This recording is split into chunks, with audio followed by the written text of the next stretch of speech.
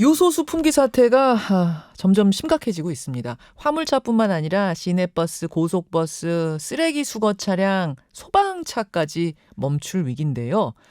정부에서는 내일 요소수 긴급 수급 조치를 발령하고 마스크 대란 때처럼 구입 물량, 요일 이런 걸 제한합니다.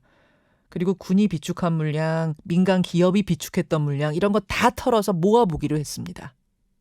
그런데 그래봤자 며칠분이 안 됩니다. 결국 핵심은 중국이 물량을 풀어야 돼요. 지금 우리 정부와 중국 정부 사이에 이야기가 좀 되고 있다는 보도가 나오기도 하는데 중국 현지 분위기를 직접 확인하겠습니다. 중국에 있는 CBS 안성룡 특파원 연결을 해보죠. 안성룡 특파원 나와 계십니까? 네, 안녕하십니까. 베이징입니다. 예. 우선 좀 확인을 할게. 중국이 이러는 것이 우리를 겨냥한 측면이 조금이라도 있는 거예요. 아니면 진짜로 어쩔 수 없는 상황인 거예요. 이게 한마디로 말씀드리면은 중국도 요소가 부족했기 때문에 벌어진 사태라고 말씀드릴 수 있겠습니다. 우리나라는 요소와 증류수를 혼합해 만드는 요소수가 부족한 상태지만요. 네. 중국은 농업에 필수적인 요소 비료가 부족하고 비료. 또 가격이 급등했기 때문에 중국은 식량 안보도 민감한 반응을 보이고 있지 않습니까? 예. 그래서 이 식량 생산에 필요한 요소 비료를 농촌에 적정한 가격에 공급하기 위해서 취한 조치다 이렇게 보시면 되겠고요. 특별히 한국을 겨냥한 조치는 아니다. 이게 이제 중국의 반응인데 어제 외교부에서 공식적으로 발표를 했죠. 네. 그래서 일단은 이제 이 말을 일단은 믿어보는 게 맞는 것 같습니다. 그럼 중국에서도 우리나라, 그러니까 한국 내에 요소수 품귀 현상이 심각하다는 게 보도가 되고 있긴 있어요. 그러니까 중국인들이 알아요?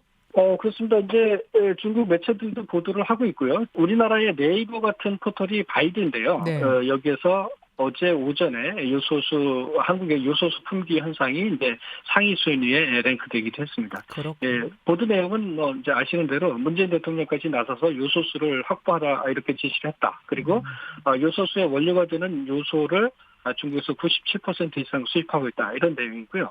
또 우리가 이제 좀 들으면 자존심이 상할 수도 있는 부분인데 자업자득이다. 이런 표현을 썼는데요. 그게 뭐예요? 무슨 말이에요? 그러니까 이제 직접 생산하는 것보다 중국에서 사오는 것이 훨씬 싸니까 자급자족하거나 비축 체제를 구축하지 않다 보니까 지금 이런 사태가 벌어진 거고, 지금 이런 사태는 이제 중국과 무관하고 한국 당신들이 어떤 이제 자초한 측면이 있는 것이다.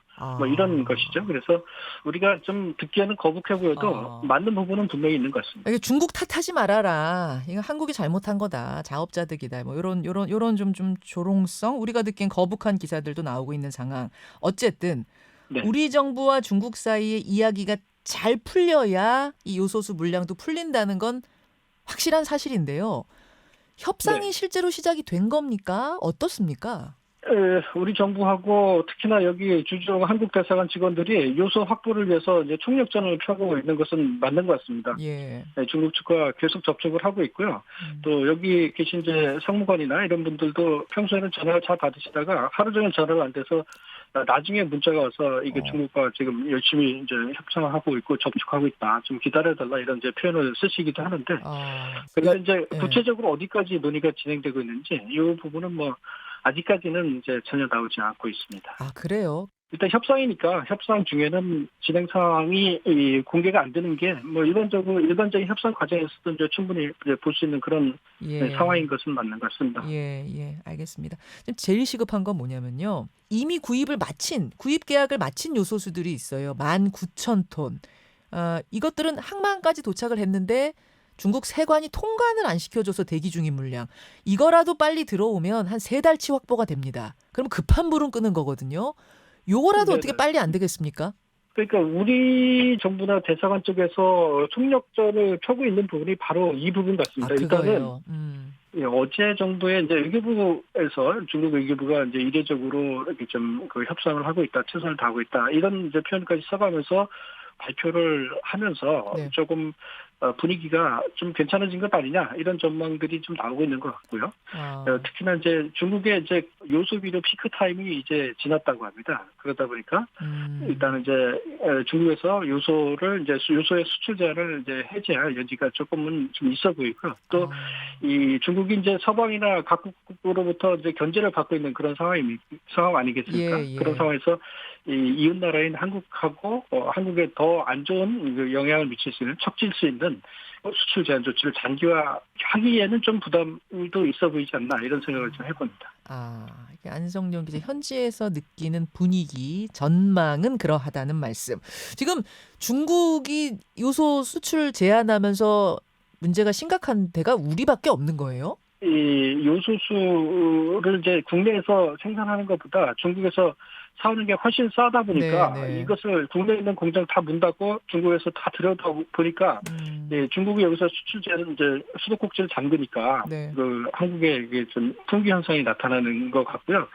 좀 이번 사태에서 우리가 이제 공급 체계를 공급선 다변화를 하는 게 필요하다. 예. 이런 부분을 이제 교훈으로 주는 것 같습니다. 알겠습니다. 우리만 겨냥해서 중국이 수출을 막은 건 아니지만 우리처럼 중국에 온전히 요소수를 의지하고 있는 나라는 없었기 때문에 우리가 가장 심각해진 거 맞다 그 말씀. 빨리 좀 해결됐으면 좋겠습니다. 여기까지 말씀 듣도록 하죠. 고맙습니다, 안 기자. 네, 감사합니다. 예, 중국 베이징의 CBS 특파원 안성용 기자였습니다. 김현정의 뉴스쇼는 청취자 여러분의 참여로 이루어집니다. 트위터, 페이스북, 레인보우 게시판, 그리고 단문 50원, 장문 100원의 유료 문자 샵 1212, 우물정 1212 통해 참여하실 수 있습니다. 김현정의 뉴스쇼, 여러분과 함께 만듭니다.